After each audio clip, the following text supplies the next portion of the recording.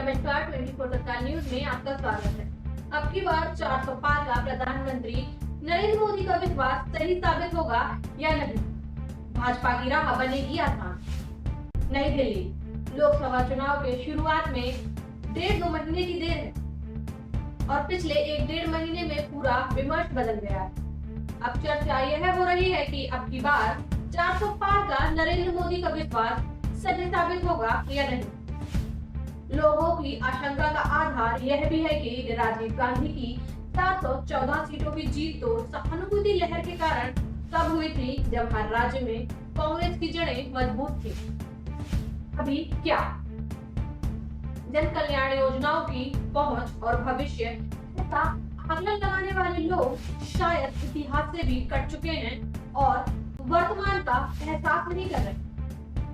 ऐसे लोग पीएम मोदी की विश्वसनीयता, जन कल्याण योजनाओं की पहुंच और भविष्य को लेकर भी देख नहीं पा रहे हैं और वह इस सच्चाई को नजरअंदाज करना चाहते हैं कि चुनाव में काम और नाम यानी कि चेहरे की विश्वसनीयता अहम होती है। ऐसे लोग इतिहास के उस पन्ने से भी अनजान बन रहे हैं जो बताता है कि लंबे समय तक राज करने वाली कांग्रेस वोटर संख्या के लिहाज से आज भी वही खड़ी है जहां आज से 40 साल पहले थी। प्रधानमंत्री का आत्मविश्वास। भाजपा के अधिवेशन में फिर से तीसरी बार वापसी को लेकर प्रधानमंत्री का आत्मविश्वास बोल रहा है। ऐसा इसलिए हो रहा है क्योंकि वह वोटरों तक पहुंच पा रहे हैं। भाजपा के माइक्रो मैनेजमेंट की बहुत चर्चा होती है। यह वही है जो प्रधानमंत्री ने कार्यकर्ताओं को हर बूथ पर 370 नए वोट जोड़ने के लक्ष्य के रूप में दिया है। कैसे जोड़ना है ये भी बताया गया। कहा गया है कि पहली बार मतदाता सूची में जुड़े एक भी वोटर अछूते न रहे, हर लाभार्थी तक पहुंचे। लक्ष्य आसान नहीं होगा। सीमा पर बसे उन गांवों में भी व्यक्तिगत संपर्क बनाए जहां जीवन आसान नहीं हो। उन 161 सीटों पर 800 से कवायद चल रही है जहां भाजपा जीत दर्ज नहीं करा पाई। एक हाथ में 10 साल का रिपोर्ट कार्ड लेकर जाएं और दूसरे हाथ में अगले 5 साल का विजन। देश में 10 लाख से ज्यादा बूथ होते हैं और लगभग 8.5 लाख बूथ पर भाजपा की पहुंच।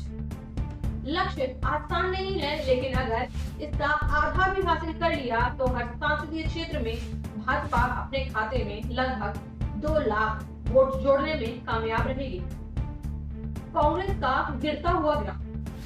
नतीजा क्या होगा इसका अंदाजा लगाया जा सकता है क्योंकि बड़ी संख्या में सीटों पर जीत का और हार का अंतर 25,000 से 1 लाख के बीच ही होता है।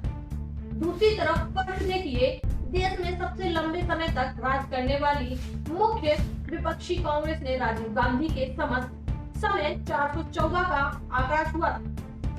तब देश में कुल वोटर की संख्या 38 करोड़ थी और वोट डालने वाले लगभग 24 करोड़ थे। कांग्रेस ने कुल वोटिंग का लगभग 50% हासिल किया। बड़ी हैरानी की बात है कि तब से लेकर अब तक कांग्रेस चाहे सत्ता में रही हो या विपक्ष में, उसके वोटरों की संख्या में वृद्धि नहीं हो पा रही है। वोटरों को दोगुना करने की तैयारियां हो रही हैं। 2004 के संप्रभु काल में कांग्रेस को 10.5 करोड़ वोट मिले थे और 2019 में 11.91 और 2019 में 11.94 करोड़, जबकि कुल वोटरों की संख्या लगभग तिगुनी वृद्धि हो चुकी है। 2024 के चुनाव के वोटरों में संख्या लगभग 98 करोड़ होगी। भाजपा 1984 के लगभग 2 करोड़ वोटरों के मुकाबले 2019 में 23 करोड़ तक पहुंच चुकी है और अब इसे कम से कम दुगना करने की तैयारी है।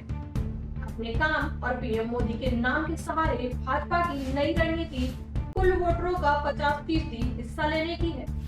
अगर यह संभव हुआ तो एक ऐसा इतिहास बनेगा, किसी भी लोकतंत्र के लिए ये एक बहुत ही बड़ा उदाहरण होगा। हम आप तक खबरों का सिलसिला जारी रखेंगे। हमारे चैनल को लाइक, शेयर, सब्सक्राइब करें। बेल आइकन को दबाना ना भूलें। धन्यवाद।